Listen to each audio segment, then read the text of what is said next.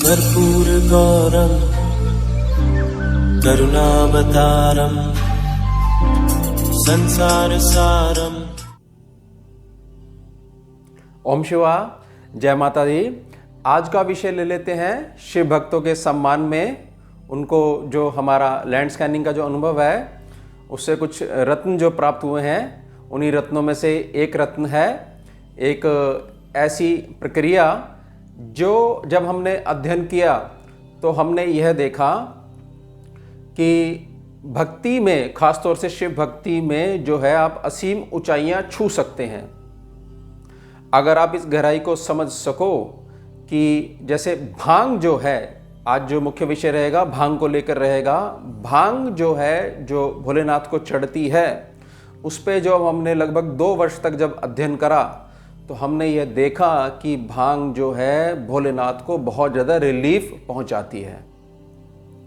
गौ माता का जो दूध है वो भी बहुत ज़्यादा रिलीफ पहुंचाता है। धतूरा जो है वो भी बहुत ज़्यादा रिलीफ पहुंचाता है। तो आज जो है विषय ले लेते हैं भांग के ऊपर, और मुख्य विषय रहेगा हमारा शिवलिंग पर भांग चढ़ाने का सही तरीका क्या है और कैसे भांग आपको सदा स्थिर रहने वाली प्रॉपर्टी का सुख और धन प्रदान करेगी और आपके शत्रुओं का नाश करेगी। इसी में छोटे विषय रहेंगे। ज्ञान के लिए शिवलिंग पर भांग क्यों चढ़ाई जाती है। बहुत से शिव भक्तों को इसका ज्ञान होगा बहुत अच्छे तरीके से, लेकिन मैं थोड़ा समय लेते हुए थोड़ा सा बताऊंगा जिससे और अधिक आपको क्लियर हो जाए कि इसका क्या महत्व है, क्यों बाबा को बहुत अधिक प्रिय है ये।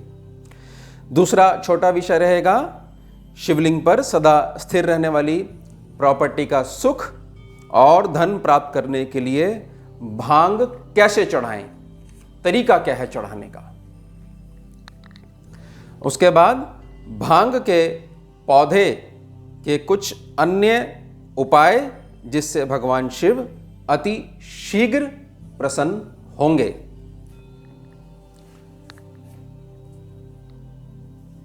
सबसे पहले समझेंगे विषय रहेगा शिवलिंग पर भांग क्यों चढ़ाई जाती है। अब समझिए इसको। समुद्र मंथन से निकले हलाहल विष से संपूर्ण सृष्टि की रक्षा हेतु विषपान करने से महादेव का, भोलेनाथ का कंठ यानी गला नीला पड़ गया। विष के ताप की ऊर्जा मस्तिष्क तक जाने से अचेत की यानी बेहोशी की अवस्था उत्पन्न होने लगी। लेकिन बाबा की लीला है ये समझ जाइएगा आप। तब मां आदि शक्ति प्रकट हुई और अश्विनी कुमार जो देवताओं के वैद्य हैं को औषधियों जैसे भांग, धतूरा, बिल्वपत्र इत्यादि और जल से अभिषेक का उपचार करने का आदेश दिया जगदम्बा ने। इससे महादेव की लीला अनुसार उनकी व्याकुलता दूर हुई और इन बहुमूल्य औषधियों को भगवान शिव को अर्पण करने की प्रथा प्रारंभ हुई। ये छोटा सा बेसिक नॉलेज कि जिससे हम समझ सकेंगे भांग क्यों प्रिय है। हम जहाँ पर भांग लगी होती है, जब हम वहाँ जाते थे, जब हम रिसर्च कर रहे थे तो हम ये देखते थे भांग के सानिध्य में पहुंचकर, जब भांग खूब सारी लगी होती थी, जब हम उसको तोड़ने जाते थे तो उसके एरिया में प्रवेश करके जो भांग का एक अपना जो आभामंडल है उसमें जैसे प्रवेश करते थे तो बहुत प्रकार की जो नेगेटिविटी अगर सोच में भी चल रही होती है तो वो उसको समाप्त करती है। यानी किसी भी प्रकार का जो विष है उसको भांग काटती है। अगर हमारे अंदर थोड़ी सी जिज्ञासा भी हो, श्रद्धा भी हो और हम सतर्क रहें कि हमारे आसपास क्या घटित हो रहा है। हर एक को नहीं हो सकती, लेकिन जैसे जैसे मैं आपको बता रहा हूं, अब अगर आप ट्राई करोगे तो आपको भी महसूस होगी। अब जो विष के ताप की जो अतिरिक्त ऊर्जा जो है जो बाबा को परेशान कर रही थी, हालांकि महादेव की लीला है ये, तो उनको क्या चीज परेशान करेगी, खैर क्योंकि संचालन के लिए ही जो है ईश्वर लीला करते हैं, तभी कुछ नया प्रकट हो पाएगा और सीखने को मिलेगा। तो भांग जो है बहुत ज़्यादा रिलीफ देती है महादेव को। अब इसको ऐसे समझिए कि मान लीजिए किसी व्यक्ति को पीड़ा हो रही है, ठीक है, और आप किसी प्रकार की औषधि से उसका उपचार करते हो, तो जब उसको रिलीफ मिलेगा तो उसके अंदर बैठे जो भोलेनाथ है, माता रानी है, वो तुरंत आपको आशीष देंगे। यानी ये जो भांग का सही प्रयोग अगर आप समझ गए तो भोलेनाथ के आप अपने हो जाओगे, और बाबा तो हैं ही सबके, समीप हो जाओगे। तो इसको बहुत ढंग से समझिएगा, केवल ये नहीं कि आप भांग चढ़ा के आ गए, लो जी हम अपनी ड्यूटी करके आ गए। तो इसलिए जो शिव भक्ति में हैं, भक्त हैं बाबा के, उनको बहुत अधिक मदद मिलेगी बाबा को और अधिक समझने के लिए। हालांकि अनंत है, अनंत को तो कोई समझ सकता ही नहीं, लेकिन फिर भी जितना बाबा अलाउड करें कि आ जाओ मेरे पास, तो उसलिए फिर मैंने सभी शिव भक्तों के सम्मान में ये टॉपिक लिया। तो यहां हम समझ गए जो हमारा विषय था पहला, शिवलिंग पर भांग क्यों चढ़ाई जाती है। शिवलिंग पे जो भांग है वो स्थिर रहने वाली प्रॉपर्टी देती है और बहुत प्रकार की तांत्रिक क्रिया जो है जिसके प्रभाव में व्यक्ति रहता है उसको काटती है। राहु बहुत अधिक मजबूत कर देती है, आपको कोई दबा नहीं सकता, लेकिन सही तरीका आपको पता होना चाहिए।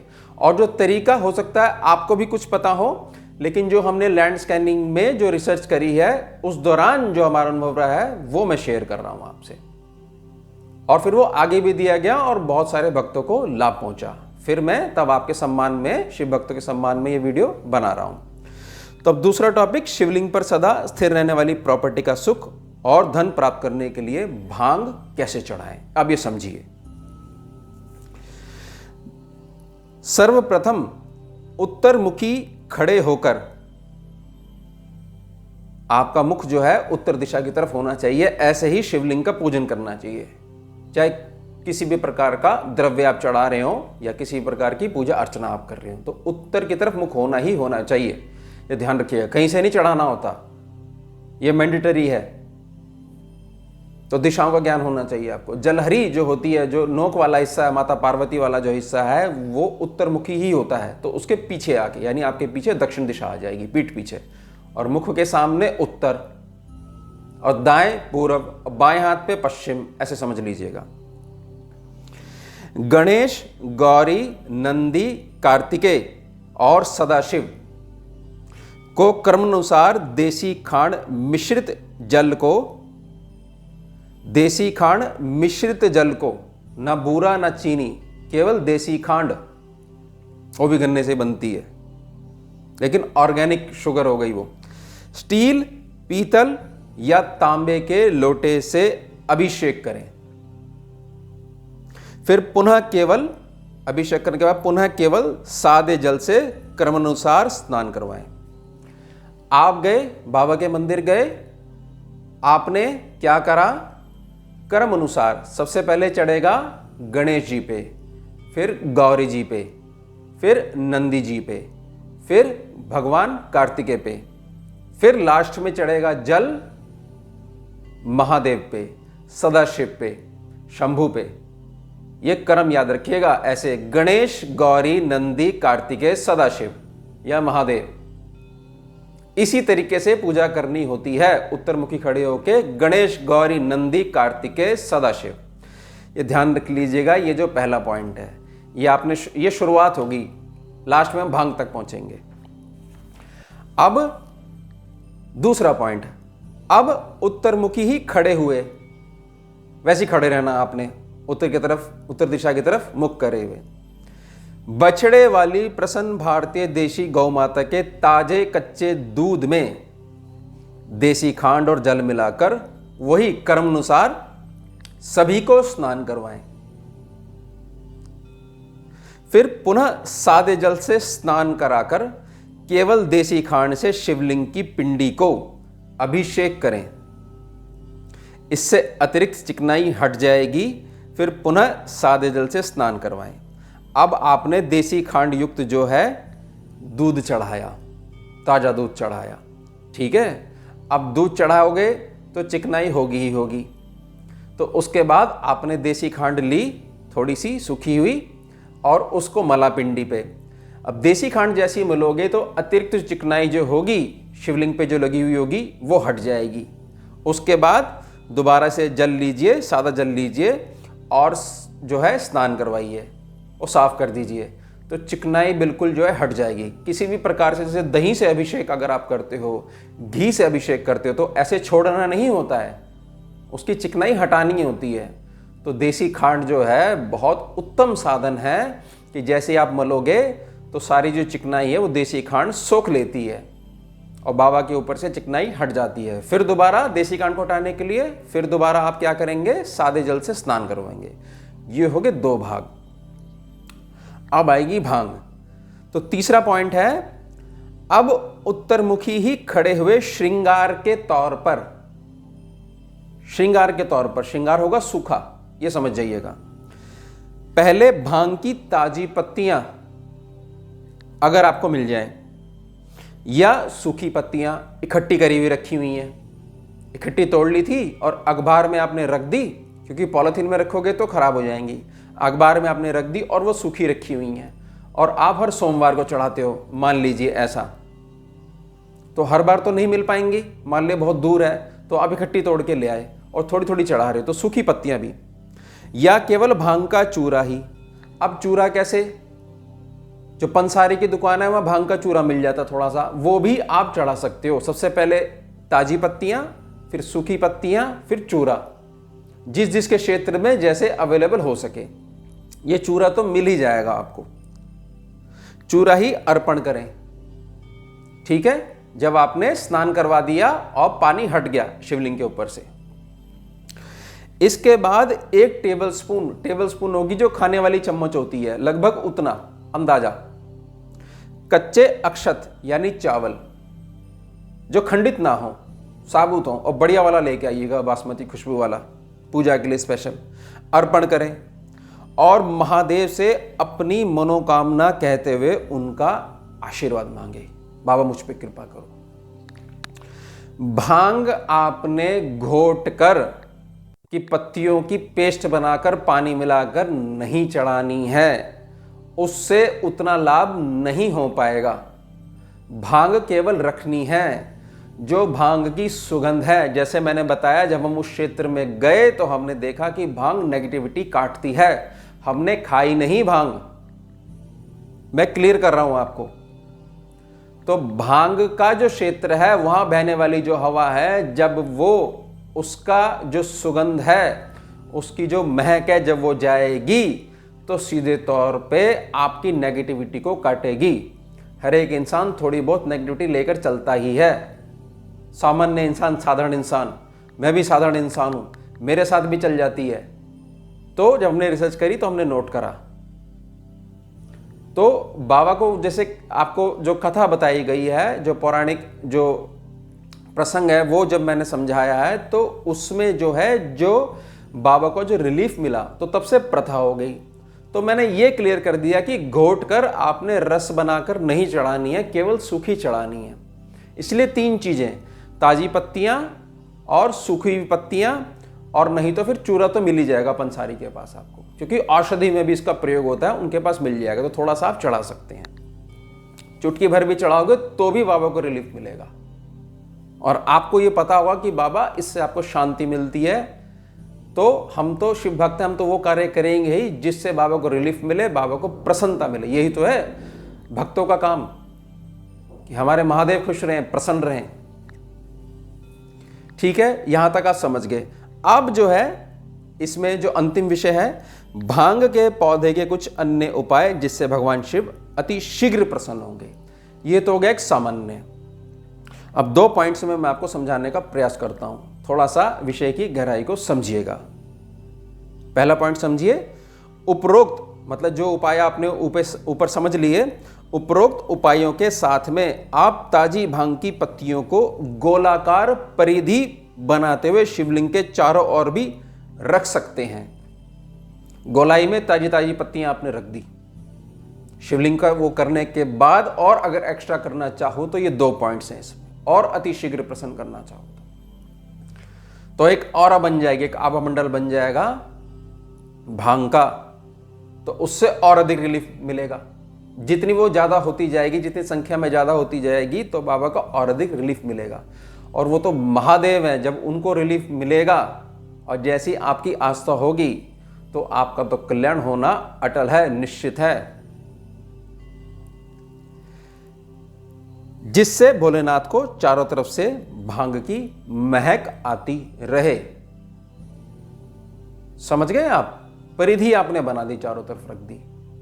स्थान बना होता ना, गोलाकार स्थान, परिधि बनी होती है तो उसके ऊपर आप रख सकते हो। किसी किसी जगह पत्थर की बनी होती है, कहीं टाइलें लगी होती हैं बड़ी सुंदर सुंदर, तो एक परिधि जरूर बनी होती है, सीमा जिसको बोलिए गोलाकार, और सामने की तरफ हो जाएगी फिर नाली हो जाएगी, उधर नहीं, एक गोलाकार आपने बना दिया, चारों तरफ आपने रख दी, तो हवा आती रहेगी और महक जाती रहेगी, तो रिलीफ मिलता रहेगा। अब इसमें समझिए दूसरा पॉइंट, इसी में आगे बढ़ते हुए अधिक मजबूती के लिए शिव मंदिर की परिधि में ही अपनी सामर्थ्य अनुसार भांग के पौधे गमलों में लगवा दें। शिव मंदिर है, वहां बहुत सारे पौधे लगे हुए हैं, औषधीय पौधे लगे हुए हैं, बिल्व पत्र का जो है सुविधा उपलब्ध है, तो ऐसे आपने भांग के पौधे भी कर दिए, गमलों में हो जाते हैं। ठीक है, अब क्या चीज है कि उनके पास हो गए, शिव मंदिर में हो गए।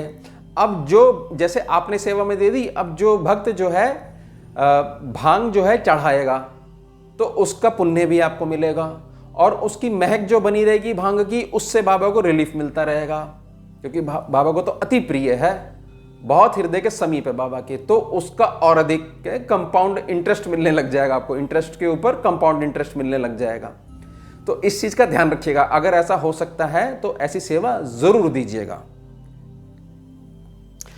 अब इसमें और इंपॉर्टेंट समझिए, अगर संभव हो सके तो अपने निजी शिव मंदिर में शिवलिंग के चारों ओर पहिए वाली ट्रॉली आती है, जो ज्यादातर जैसे सिलेंडर रखते हो आप, सिलेंडर होता ना किचन में, कि जंग ना लग जाए आपके फर्श पे, टाइलों में निशान ना पड़ जाए, तो उसके नीचे व्हील वाली ट्रॉली दे देते हैं, खिसकाने में ले जाने में आसानी होती है उसको।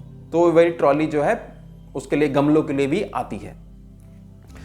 पहिए वाली ट्रॉली के स्टैंड के ऊपर स्थित भांग के पौधे वाले गमले रखवा दें। अब इस चीज को समझिए कि जो निजी शिव मंदिर बोला गया है, बहुत सारे ऐसे घर हैं, बहुत बड़े बड़े घर हैं जहां पर अपना एक निजी मंदिर है। ब्राह्मण देव भी जो है वहां सुबह शाम आरती के लिए आते हैं, पूजन के लिए आते हैं, तो वो तो आपका निजी स्थान हो गया।